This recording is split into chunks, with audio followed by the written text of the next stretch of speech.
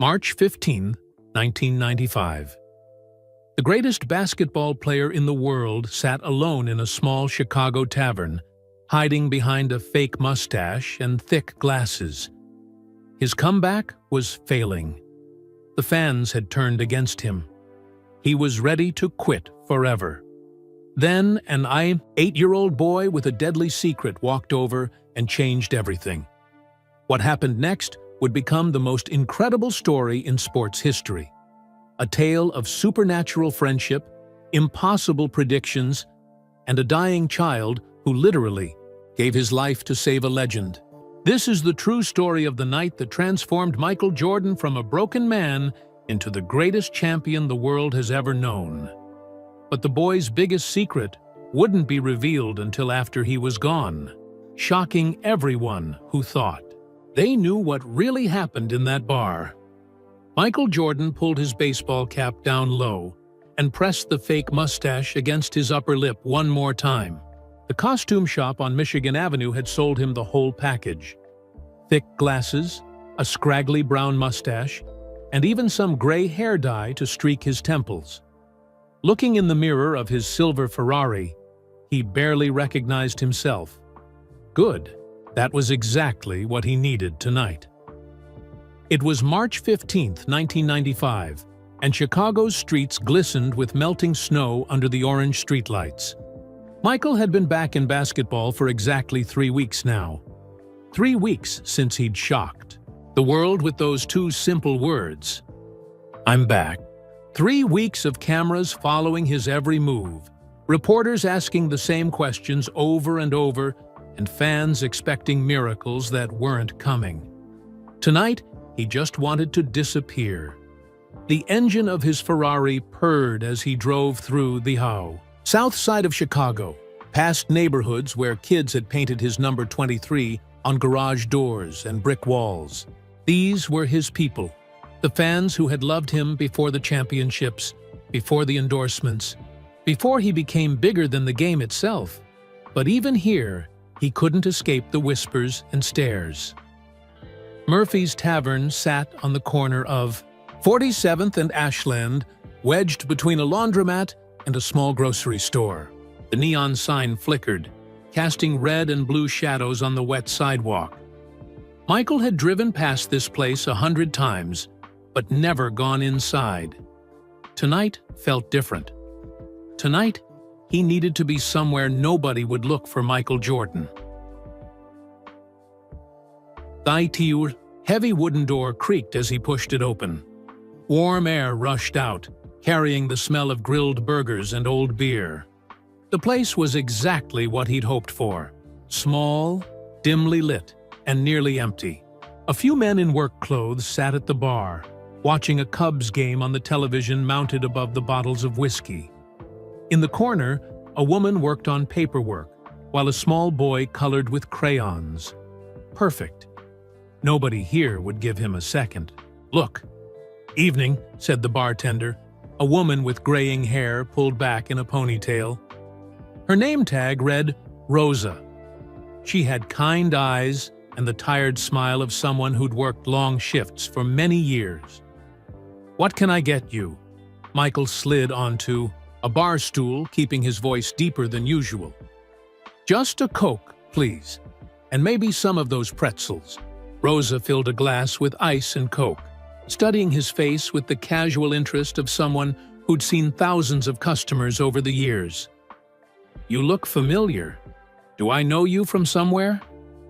Michael's heart skipped. Even with the disguise, people sometimes recognized something about him, the way he moved, his height, or just an indefinable quality that fame seemed to stamp on a person. "I don't think so," he said, adjusting his glasses. "I'm not from around here originally." Rosa shrugged and moved on to wipe down glasses. The Cubs were losing, as usual, and the men at the bar were giving the TV their expert commentary on what the players were doing wrong. Michael almost smiled. Baseball. He'd spent the last year and a half trying to master that sport, playing minor league games in Birmingham while the world wondered if he'd ever come back to basketball. Now he was. back, but everything felt wrong. The boy in the corner kept glancing over at him. Michael tried to ignore it, but there was something different about the way this kid was looking at him. Not with the wide-eyed recognition he was used to from young fans, but with something that looked almost like concern.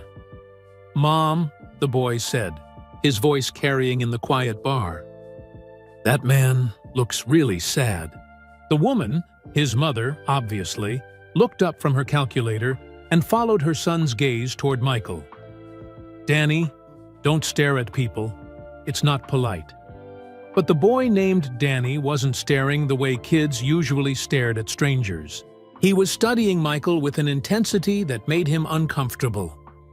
What did this 8-year-old see that others missed? The television above the bar switched from the Cubs game to sports highlights. Michael's stomach clenched as he saw himself on screen, missing shot after shot in the Bulls' loss to Indiana 2 nights ago. The announcer's voice filled the quiet bar. Jordan continues to struggle in his return to basketball, shooting just 38% from the field in his last 5 games. Many are wondering if the greatest player of all time has lost his magic touch. One of the men at the bar shook his head in disgust. "Turn this garbage off, Rosa. I'm tired of watching Jordan embarrass himself. Should have stayed retired and kept his reputation intact." His friend nodded in agreement. "Guy thinks he can just walk back into basketball like nothing happened. Game passed him by. He's done." The words hit Michael like physical blows. He gripped his Coke glass tighter, feeling the cold condensation on his palm. These weren't reporters or critics. These were regular Chicago fans, the people who'd cheered him through 3 championships. If they'd given up on him, who was left? "Don't mind them," Rosa said quietly, refilling his glass without being asked. "Some people just like to tear down what they used to build up. Makes them feel important." Michael nodded his thanks, but the damage was done. The doubts that had been eating at him for weeks suddenly felt overwhelming. Maybe he had made the biggest mistake of his career. Maybe coming back was just his ego refusing to accept that his time was over. He glanced at his Rolex, 9:15 p.m. He should go home, try to get some sleep before tomorrow's practice. Try to face another day of disappointed looks from teammates, another press conference full of questions he couldn't answer. But something kept him glued to that bar stool. Maybe it was the warmth of the place, so different from the spotlight that followed him everywhere else. Maybe it was Rosa's easy kindness, treating him like any other customer instead of a fallen idol. Or maybe it was that boy, Danny, who kept sneaking looks at him with those thoughtful eyes. As Michael sat there, nursing his Coke and listening to the gentle sounds of Murphy's Tavern, he had no idea that this night would become the turning point of his entire career. He didn't know that the boy in the corner booth would teach him the most important lesson of his life. And he couldn't have imagined that a secret this child carried would eventually shock the entire basketball world. Fidai's clock on the wall ticked toward 9:30. Outside, Chicago continued its rhythm of traffic and life. Inside Murphy's Tavern, the most famous athlete on the planet sat in disguise, wondering if he still had what it took to be great. That's when the boy made his move. Danny Martinez had been watching the sad man at the bar for 20 minutes now. His mom, Carmen, was busy adding up numbers for Rosa's weekly books, her calculator clicking softly in the quiet corner booth. Every Tuesday night, they came here while his mom did the tavern's accounting. Rosa paid her $50, which helped buy groceries and medicine. Danny was supposed to be doing his math homework, but he couldn't focus. Something about the man with the mustache kept pulling at his attention. The way he held his shoulders, the way his hands curved around the glass. Even the way he breathed seemed familiar. "Mom," Danny whispered, tugging on Carmen's worn sleeve. "I know who that is." Carmen Martinez looked up from her calculator, her dark eyes tired from working 2 jobs every day. At 32, she looked older, worn down by single motherhood and medical bills that never seemed to end. "Who, baby?" "The man with the fake mustache. It's Michael Jordan." Carmen glanced toward the bar and shook her head. "Danny? That's not Michael Jordan. That man doesn't look anything like him." But Danny was absolutely certain. He had studied Michael Jordan's face more than any 8-year-old should study anything. Every Bulls poster covered his bedroom walls. He had watched every game on their small television, even the ones that came on past his bedtime. He knew Michael's hands, the way he sat when he was thinking, even how he tilted his head when he was sad. "It's him, Mom. I promise it is." Carmen went back to her numbers. "Sometimes we see what we want to see, honey. Now, finish your homework." Danny picked up his red crayon and started drawing on a napkin. He drew a basketball player flying through the air, his arms stretched toward an invisible hoop. The player wore number 23. Under the picture, he wrote in his careful 3rd-grade handwriting, "You are still the greatest." When he finished, Danny looked at his mom again. She was deep in concentration, her pencil moving across columns of numbers. Rosa was cleaning glasses behind the bar, humming an old song under her breath. The sad man, Michael Jordan, sat alone, staring at the Cubs game like he wasn't really watching it. Danny had never talked to a stranger before. His mom had very strict rules about that. But this felt different. This felt like something he was supposed to do. He slipped out of the booth quietly and walked slowly toward the bar. His heart pounded like a basketball hitting the gym floor during practice. The man was even taller up close, his broad shoulders hunched over the bar. "Excuse me, mister," Danny said softly. Michael turned around. Behind the thick glasses, his eyes looked surprised and sad at the same time. Up close, Danny could see the fake mustache wasn't glued on very well. "Yeah, kid." Danny held out his drawing with both hands. "I made this for you." Michael took the napkin and studied it carefully. The drawing was simple, but somehow perfect. A player soaring through the air, reaching for something beyond the edges of the paper. "This is really good," Michael said, his voice getting softer. "But why are you giving it to me?" Danny stepped closer, lowering his voice to almost a whisper. "Because you look sad, and because you're still the greatest, even if you don't feel like it right now." Michael's breath caught in his throat. This boy knew. Somehow, this 8-year-old kid had seen right through his disguise, through his fake mustache and glasses, through everything. "What's your name?" Michael asked, pulling off the thick glasses. "Danny Martinez. I live 3 blocks away on Ashland Street with my mom. She works here on Tuesday nights doing Rosa's books." Danny pointed toward Carmen, who was still focused on her calculator. "Danny, can you keep a secret?" The boy nodded very seriously, like he understood the importance of secrets. "Good, because I need to tell you something." Michael looked around to make sure no one was listening. The men at the end of the bar were arguing about the Cubs pitching. Rosa was in the back room getting more glasses. "I'm scared." Danny's eyes went wide. "Michael Jordan is scared?" "Yeah. I'm scared I'm not good enough anymore. I'm scared I let everyone down when I came back. I'm scared that maybe I should have stayed away from basketball forever." Danny thought about this for a long moment, his young face serious. Then he climbed up on the bar stool next to Michael, his feet dangling, high above the floor. "My dad left when I was 5, Danny said quietly. "I thought it was my fault for a long time. Like maybe if I had been a better kid, he would have stayed. My mom said sometimes grown-ups get scared too, and they make mistakes. But that doesn't mean they stop being good people." Michael stared at this wise little boy. Your mom sounds very smart. She is. She works really hard to take care of me. She says, being scared just means you care about something a lot. And you care about basketball more than anybody in the whole world. They sat together in comfortable silence for a minute. On the television above them, highlights played from Michael's championship years. The old Michael, flying through the air, making impossible shots look easy.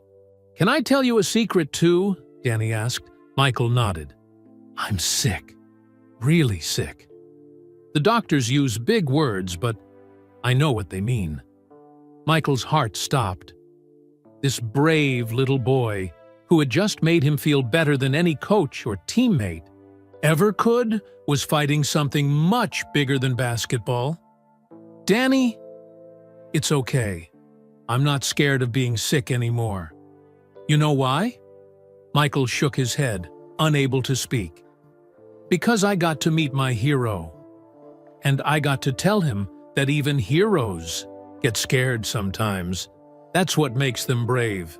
But Danny wasn't finished. He had one more secret to share. The biggest one of all. The boy's name was Danny Martinez. He was 8 years old and loved basketball more than anything in the world.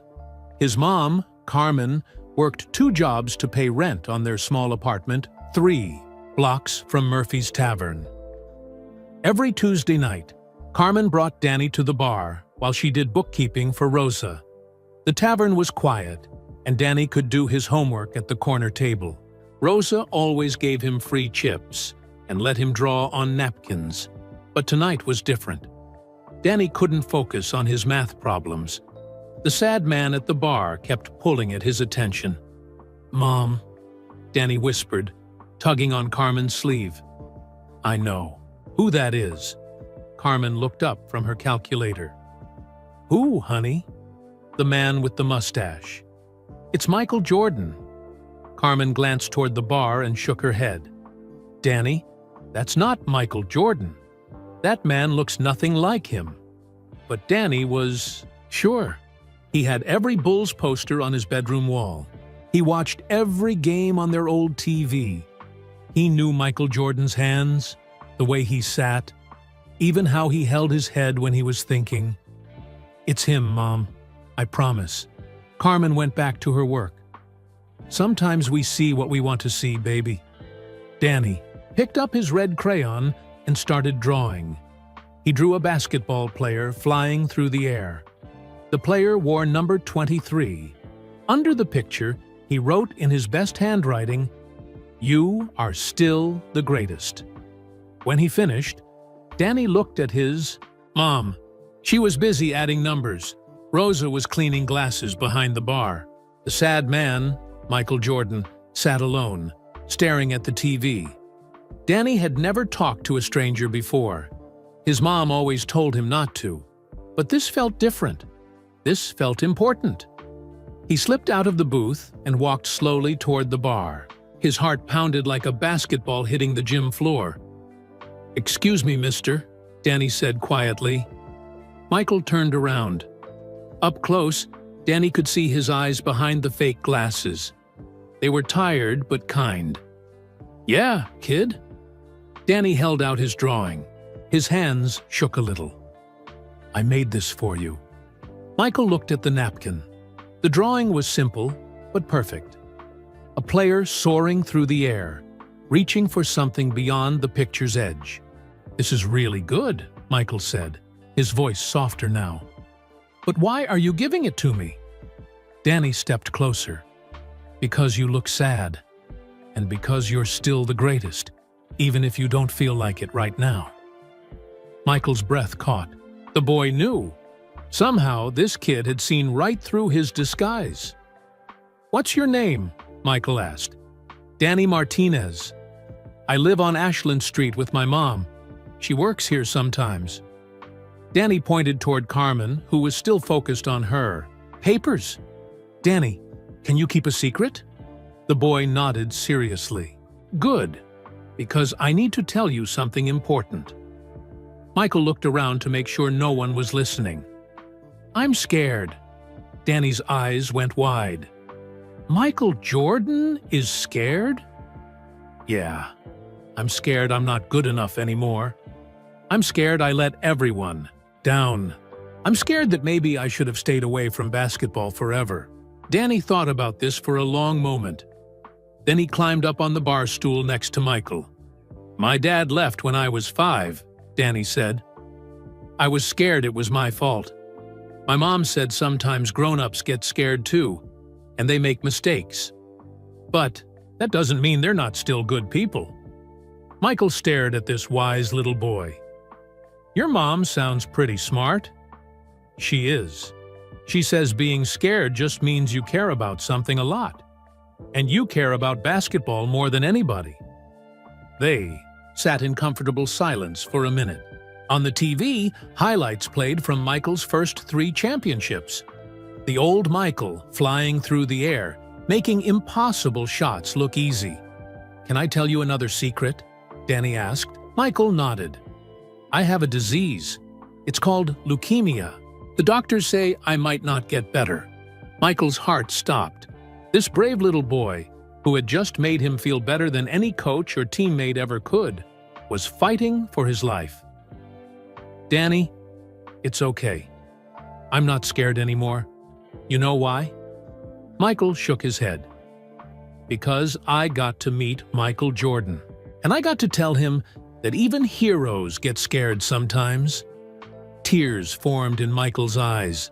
This boy, facing something so much bigger than basketball, had taught him the most important lesson of his life. But Danny wasn't done. He had one more secret to share. One that would change everything. Michael wiped his eyes quickly, hoping no one would notice. But Danny had already seen. It's okay to cry, the boy said. My mom cries sometimes too. She thinks I don't see, but I do. How long have you been sick, Danny? 2 years. We found out right after you retired the first time. Mom said you quit to spend time with your family, just like she wants to spend time with me. Michael's throat felt tight. This boy connected everything to basketball, to him. The weight of being someone's hero felt heavier than any championship ring. What do the doctors say? Danny shrugged, swinging his legs from the tall bar stool. They use big words, but I know what they mean. I might not grow up to play basketball like I wanted to. You wanted to play basketball? More than anything, I practice every day at the court near our apartment. Mom put up a hoop that's low enough for me to reach. Danny's eyes lit up. I made 14 shots in a row yesterday, Michael smiled. That's better than I did at my last practice. Really? Really? You know what? I think you could teach me some things. Danny giggled. It was the most beautiful sound Michael had heard in months. Mr. Jordan, can I ask you something? Just call me Mike. And yeah, you can ask me anything. Why did you come back to basketball if it makes you sad? Michael thought carefully. No reporter had ever asked him such a simple, honest question. I came back because I thought I had to. People expected it. The team needed me. But maybe I came back for the wrong reasons. What would be the right reason? I don't know anymore. Danny slid off his stool and walked to the window. Outside, snow had started falling again. The streetlights made everything look magical. I know why you should play, Danny said, not turning around. Tell me, for kids like me, kids who dream about flying like you do, kids who need to believe that impossible things can happen. Michael joined Danny at the window. But what if I'm not good enough anymore? What if I let those kids down? Then you try again. That's what Mom tells me when the medicine makes me too sick to practice basketball. She says trying is more important than winning. Your mom is very wise. She learned it from watching you. She says you never gave up, even when the Pistons knocked you down every game. Michael laughed, remembering those brutal playoff battles with Detroit. Those were hard times. But you kept playing. You got stronger. You won. That was different. I was younger then. Danny turned to face him. Mom says age is just a number. Heart is what matters. They stood together, watching the snow fall on Chicago. Michael felt something shift inside him. This boy, fighting a battle so much bigger than basketball, hadn't given up. How could he? Danny, I want to make you a promise. The boy's eyes widened. What kind of promise? I promise that I'll keep playing. Not because people expect it, but because kids like you deserve to have heroes who don't quit. And I'll keep practicing basketball, even when I don't feel good.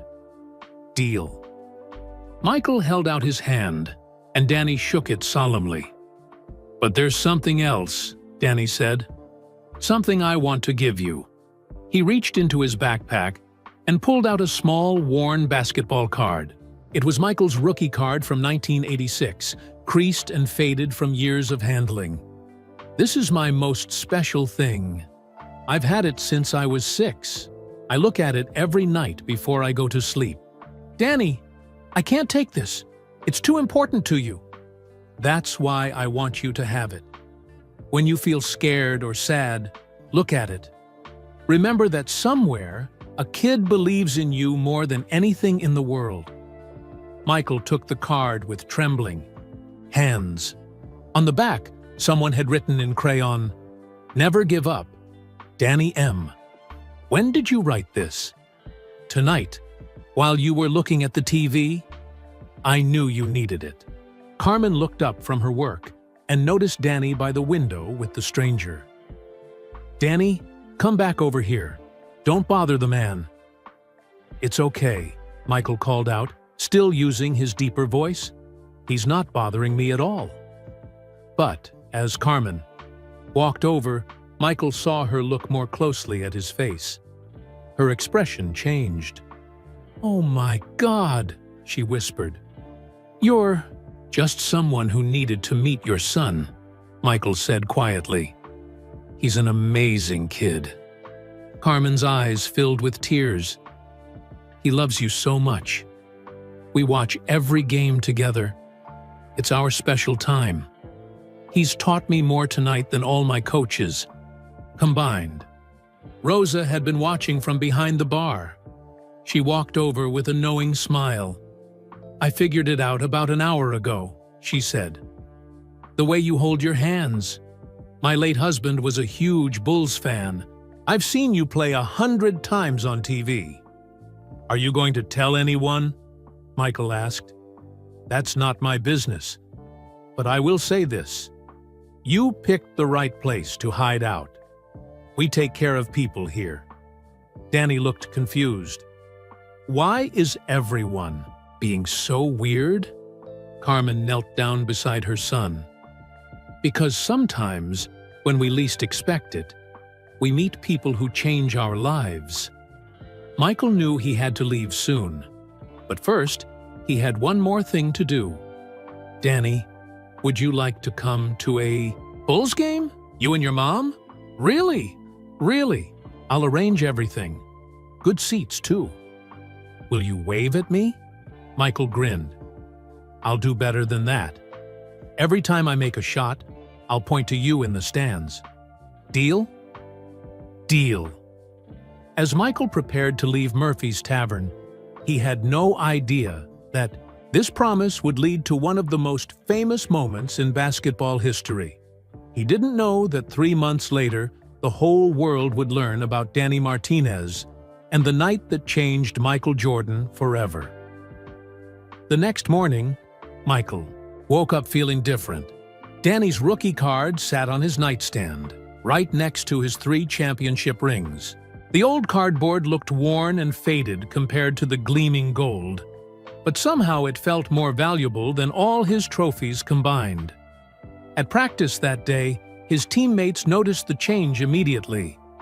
MJ looks locked in today, Scottie Pippen whispered to Dennis Rodman, as they watched Michael drain shot after shot during warm-ups. Each basketball swished through the net with the familiar sound that had been missing for weeks. "About time," Rodman replied, grabbing another rebound. "We need the real Jordan back if we're gonna make any noise in the playoffs." Coach Phil Jackson pulled Michael aside after practice. "What's gotten into you? You look like the old Michael, out there." "Just remembered why I love this game, Phil," Michael said, not offering any more details. Over the next few weeks, Michael's play improved dramatically. The Bulls started winning games they had no business winning. Michael's scoring average climbed from 26 points per game to over 30. More importantly, he was smiling again, playing with the joy that had made him famous. But every Tuesday night, Michael found himself thinking about Danny Martinez. He'd called Carmen twice to check on the boy and to confirm the tickets for the upcoming game against the Orlando Magic. Each conversation reminded him why he was playing again. Meanwhile, at Murphy's Tavern, Danny continued his Tuesday night routine. His condition was getting worse. Carmen could see it in his pale skin and the way he tired more easily. But the boy never complained. "Tell me again about meeting Michael Jordan," Rosa would say during quiet moments, knowing it always made Danny's face light up. "He was scared, just like me sometimes," Danny would always answer. But he promised to keep trying, and I promised to keep trying too. Danny followed every Bulls game like his life depended on it. When Michael scored 44 points against the Indiana Pacers, Danny jumped up and down in their small apartment until Carmen worried the neighbors downstairs would complain. "Jordan's playing like his old self again," the TV announcer said during that game. "No," Danny said to the television screen. "He's playing like his new self, the one who knows it's okay to be scared sometimes." The Bulls kept winning. Chicago sports reporters couldn't figure out what had changed. Michael gave his usual careful interviews, saying things like, "We're taking it one game at a time," and "the whole team is playing better together." But he never mentioned the real reason for his transformation. 3 weeks after that night at Murphy's Tavern, Michael finally called Carmen directly. His hands shook a little as he dialed the number Rosa had given him. "Mrs. Martinez, this is Michael Jordan." Carmen nearly dropped the phone. Even though she'd met him, hearing his voice on the phone felt surreal. "Mr. Jordan, is everything okay?" "Everything's great. I wanted to personally invite you and Danny to tomorrow night's game against Orlando. I know it's short notice, but I promised Danny something special. He would be over the moon. He talks about you every single day." Michael's voice got quieter. "How is he feeling?" Carmen paused. "Not great, if I'm being honest. The treatments are getting harder on his little body. But he never misses watching your games. They give him strength." Michael felt his throat tighten. "Tell him I'm keeping my promise. He knows. It's what keeps him going when the medicine makes him sick." The next evening, Carmen and Danny arrived at the United Center wearing their best clothes. Danny had on his only Bulls jersey, a hand-me-down from a neighbor that was too big for his small frame. He clutched a new drawing he'd made, Michael Jordan dunking over a rainbow with the words, "Thank you for not giving up," written in crayon. Their seats were incredible, just 3 rows behind the Bulls bench, where Danny could see everything. He could hear the players talking, see the sweat on their faces, feel the electricity of 20,000 people cheering. "Mom, look how tall they all are," Danny whispered, his eyes wide with wonder. During player introductions, Michael scanned the crowd until he found Danny's section. When their eyes met, Michael gave a small wave. Danny nearly fainted with excitement. "He waved at me! Did you see that? He waved right at me!" The game was tighter than expected. Orlando had a good team with young players who weren't intimidated by the Bulls' reputation. By halftime, the Magic led 52-48, and the United Center crowd was getting restless. In the locker room, Michael sat quietly while Phil Jackson drew up plays on the whiteboard. But his mind was on Danny Martinez, sitting in those seats, believing in him no matter what the scoreboard said. "You good, MJ?" Scotty asked, noticing Michael's distant expression. "Yeah, just thinking about someone who's counting on us tonight." In the third quarter, Michael caught fire. He scored 18 points in 10 minutes, including 3 straight three-pointers that had the crowd on their feet. After each shot, he pointed toward Danny's section of the crowd, just like he'd promised. "Why does Jordan keep pointing over there?" wondered the television announcer. Danny knew exactly why, and every time Michael pointed, the boy stood up on his seat and pointed back, his face glowing with pure joy. With 3 minutes left in the game, the Bulls were down by 5 points. The Orlando crowd was loud, and some Chicago fans were heading for the exits. But Danny never stopped believing. Michael brought the ball up court slowly, his eyes scanning the defense. 20,000 people were on their feet, chanting his name, but somehow he could pick out Danny's small voice in the crowd. "You can do it, Mike!" Michael drove hard to the basket, scored, and got fouled. As he walked to the free throw line, he pointed at Danny again. This time, the television cameras followed his gesture, showing Danny on the big screen above center court. The crowd cheered louder, thinking it was just another young fan getting his moment. They had no idea they were looking at the boy who had saved Michael Jordan's career. Michael made the free throw. Bulls down by 2. With 40 seconds left, Michael stole the ball and hit another three-pointer. Bulls up by 1. Orlando missed their final shot. Bulls win, 98-97. After the final buzzer, Michael fell to his knees at center court, overwhelmed by emotion. The cameras caught every tear, but no one understood why this regular season victory meant so much to him. In the celebration that followed, Michael asked security to bring Carmen and Danny to the locker room. When they arrived, the team was still celebrating, but Michael immediately walked over to them. "Did you see me point at you every time?" he asked Danny. "Every single time. It was the most amazing thing ever." Michael knelt down and handed Danny the basketball from the game, signed with a special message. To Danny, "Thanks for showing me what courage really looks like. Your friend, Michael Jordan." Danny hugged the ball like it was made of gold. "I'll treasure this forever and ever." But Michael wasn't done. He had one more surprise that would change everything.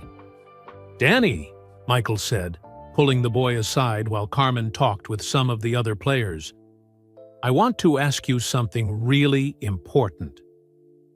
Danny looked up at his hero with tired but bright eyes.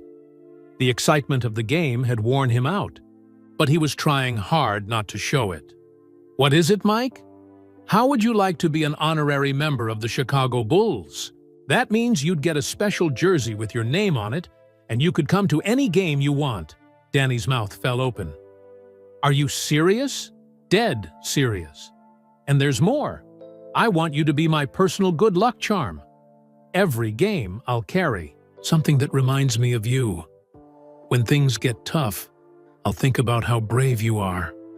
Carmen overheard and walked over with tears in her eyes. "Mr. Jordan, that's too much. We can't accept—" "Yes, you can," Michael said firmly. "Danny gave me back my love for basketball. This is the least I can do." Over the next month, Danny became the Bulls' unofficial mascot. He came to every home game he felt strong enough to attend, always sitting in the same seats behind the bench. The players all knew him by name. Scottie Pippen would high-five him before games. Dennis Rodman taught him silly handshakes. Even the tough guys on the team had soft spots for the little boy who never stopped smiling. But Michael's connection with Danny was special. Before every game, Michael would look up at Danny's seat. If the boy was there, Michael would tap his heart twice. Their secret signal. If Danny was too sick to come, Michael would look at the empty seat and tap his heart anyway, knowing Danny was watching on television. The Bulls were on fire. They won game after game, climbing toward the best record in NBA history. Sports writers called it Michael Jordan's greatest comeback, but they didn't know the real story. In April, the Bulls reached 70 wins for the season, something no team had ever done before. After that historic victory, Michael dedicated the Your Tutti achievement to all the kids out there who never stop believing, even when things get really hard. Danny was in the hospital that night, too weak to attend the game. But he watched every minute on the small television in his room. When Michael made the dedication, Danny whispered to his mom, "He's talking about me, isn't he?" "Yes, baby. He's talking about you." The playoffs started in May. The Bulls swept through the first round easily.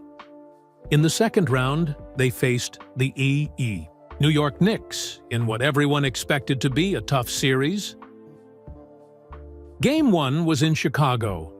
Danny felt strong enough to attend, wearing his special Bulls jersey with Martinez 8 on the back. The whole arena cheered when they showed him on the big screen.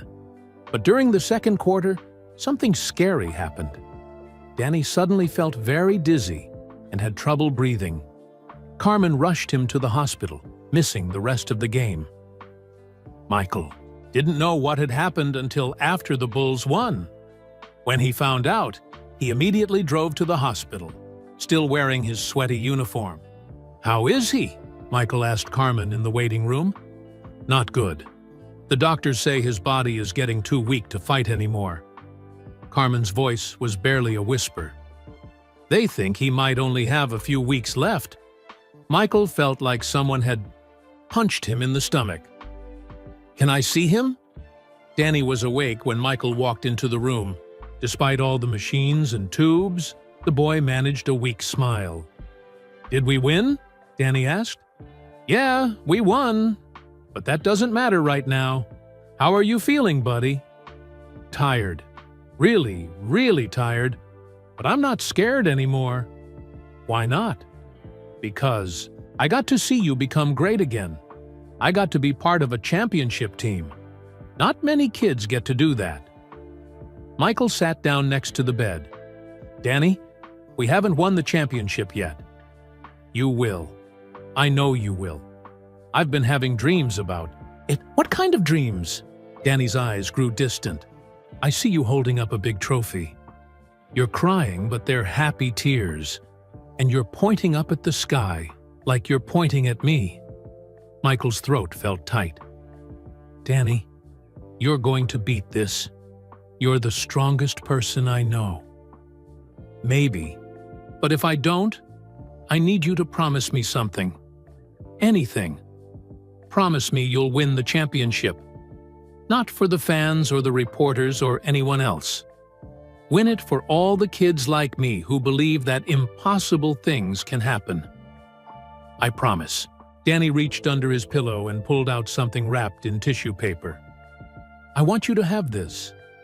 Inside was a small wooden cross that looked very old. "This was my dad's," Danny explained. "It's the only thing I have left of him. My mom said he wore it when he played basketball in high school." "Danny, I can't take this. It's too important." "That's exactly why you need it. Every time you feel like giving up, remember that someone believed in you enough to give you their most precious thing." Michael took the cross with shaking hands. It was warm from being against Danny's chest. "There's something else," Danny whispered, so quietly that Michael had to lean in close. "Something I never told you about that night we met." "What?" "I didn't just recognize you because you're famous. I recognized you because I'd been dreaming about you for weeks before that night." Dreams where I saw you sitting in a bar, looking sad and lost. In the dreams, I always walked over and talked to you. And every time, you got better afterward. Michael stared at this remarkable boy. You dreamed about meeting me? Yeah. And the dreams always ended the same way, with you becoming the greatest basketball player who ever lived. Not just because you could score points, but because you showed people that it's okay to be scared sometimes, and that real heroes never give up. Over the next 2 weeks, Danny's condition got worse. He was too weak to come to any more games, but he watched every single one from his hospital bed. The Bulls kept winning, advancing to the NBA Finals against the Seattle Supersonics. Before Game 1 of the Finals, Michael visited Danny one last time. The boy could barely keep his eyes open, but he smiled when he saw Michael. Tonight's the big one, isn't it? Danny whispered. Yeah, the biggest. I might not be able to watch the whole thing. I get really sleepy now. That's okay. You just rest. But Mike, I'll still be cheering for you. Somewhere, somehow, I'll be cheering. That night, Michael played the game of his life. He wore Danny's father's cross under his jersey and tapped his heart twice before every free throw. The Bulls won Game 1, and the championship was within reach, but the biggest surprise was still coming. 6 months after Danny's funeral, Michael Jordan was having the greatest season of his entire career. The Bulls were defending champions and looked unstoppable. Michael was averaging 30 points per game and playing with a joy that reminded everyone why they fell in love with basketball in the first place. But something was eating at him. Danny's death had left a hole in his heart that even championship rings couldn't fill. He'd kept his promise to play for kids like Danny, but he wondered if he was doing enough to honor his young friend's memory. Every game, Michael still wore Danny's father's cross under his jersey. Every free throw, he still tapped his heart twice. And every victory, he pointed to the sky, knowing somehow that Danny was watching. That's when Carmen Martinez called with news that would change everything Michael thought he knew about their friendship. Michael, I need to see you, Carmen said, over the phone. Her voice sounded different. Nervous, but also excited. There's something about Danny that I never told you. Something I never told anyone. They agreed to meet at Murphy's Tavern on a Tuesday night, exactly 2 years after Michael and Danny first met. Rosa had kept the corner booth empty, somehow knowing this moment would come. Carmen looked older, worn down by grief, but still carrying herself with the quiet strength that had impressed Michael so much. She carried a thick manila envelope that seemed to contain her whole world.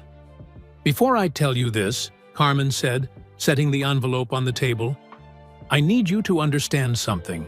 Danny made me promise to wait until after he was gone. He said the secret was too big to share while he was still alive. Michael leaned forward, his heart racing. What secret, Carmen? Carmen opened the envelope carefully and spread papers across. The table, medical records, test results, and handwritten notes from doctors.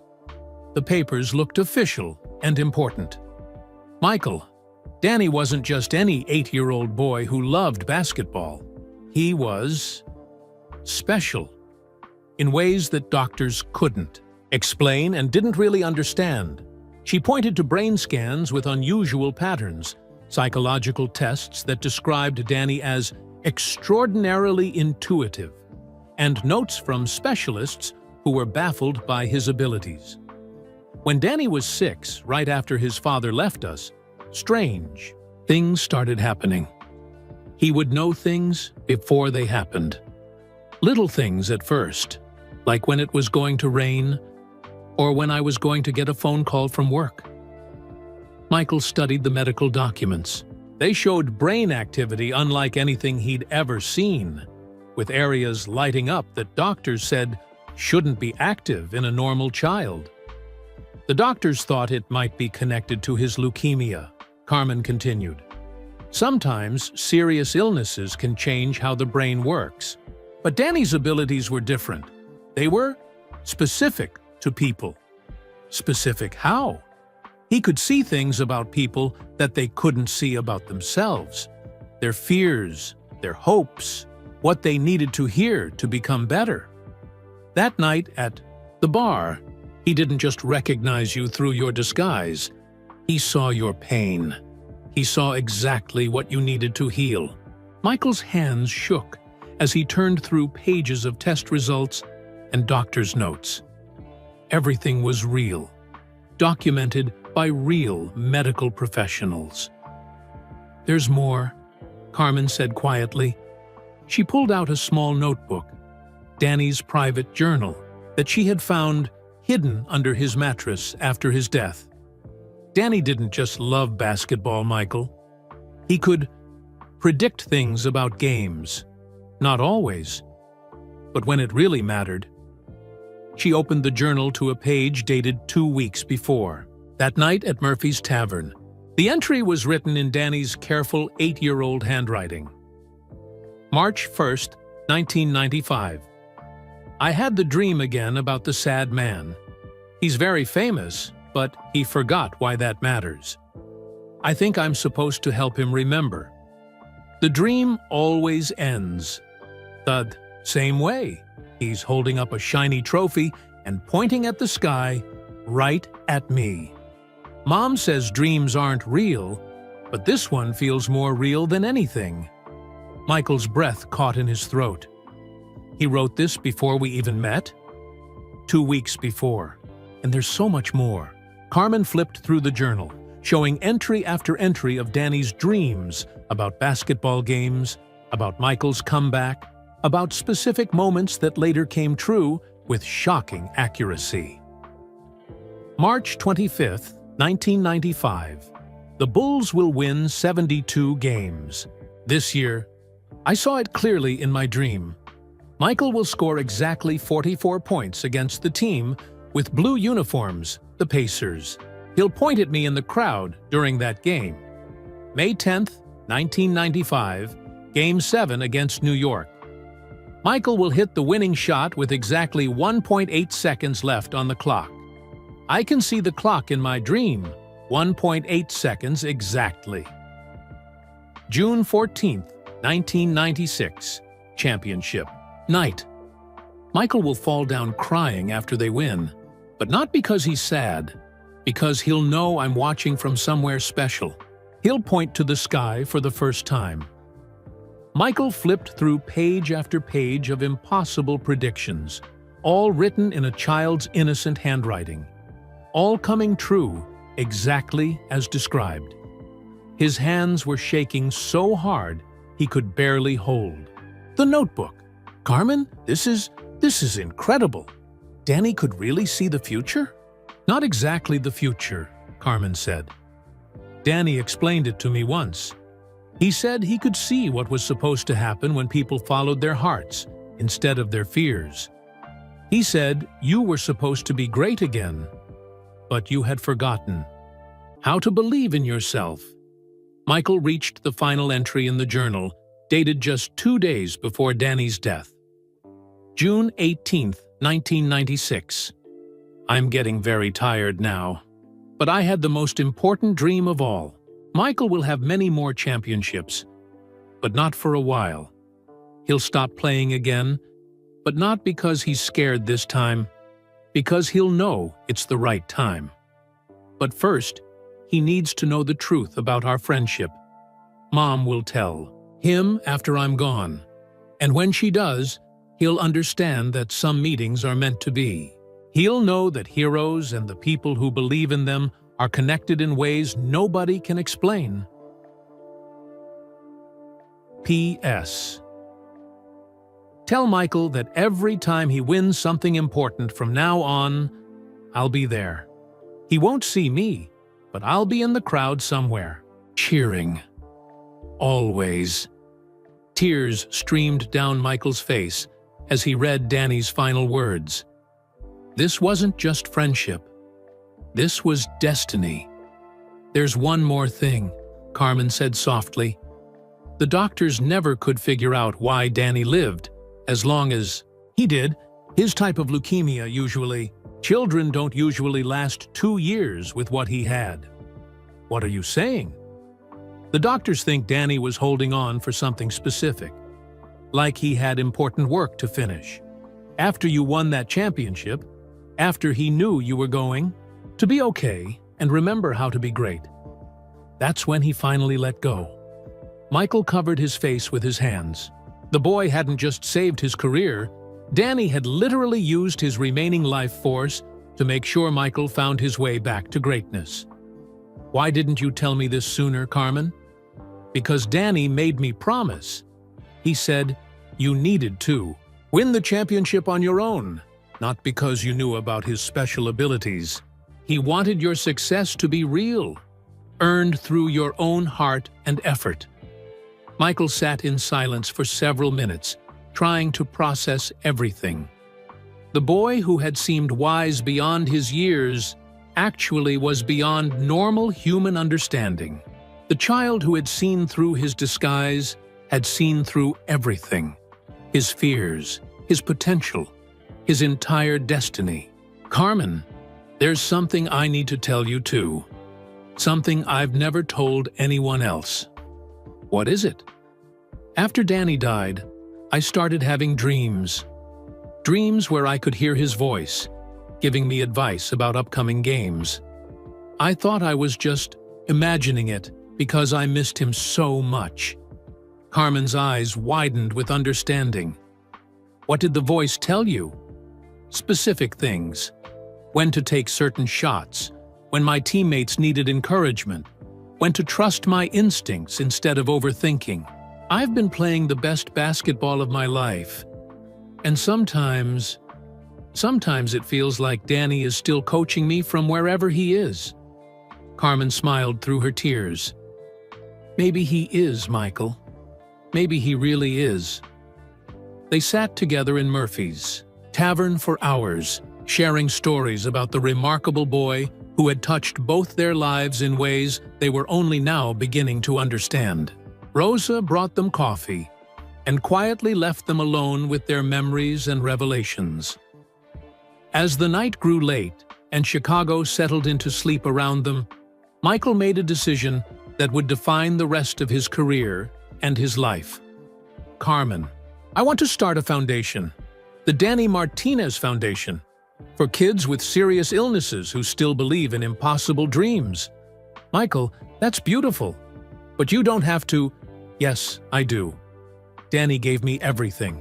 His friendship, his faith, his very life force. This is how I give back. This is how I make sure his story lives forever." Michael pulled out Danny's father's cross, which he still wore every single day. "And I want you to know that every championship I win from now on, every great moment I have on the basketball court, I'll be sharing it with Danny. Because now I understand the truth." "What truth?" "That some people come into our lives not by accident, but because they're supposed to be there. Danny wasn't just a fan who happened to meet his hero. He was an angel sent to save me when I needed saving most." As Michael left Murphy's tavern that night, he finally understood the full scope of what had happened 2 years earlier. A dying boy with supernatural gifts had sacrificed everything to restore greatness to the world's most famous athlete. And in return, Michael would spend the rest of his career proving that Danny's faith had not been misplaced. The legend of Michael Jordan and Danny Martinez was complete, but their story would inspire people forever. Where are you listening from today? Drop a comment below and let us know your location. We love hearing from our amazing listeners around the world. If this story touched your heart, please hit that like button and subscribe to our channel for more inspiring stories that celebrate the human spirit.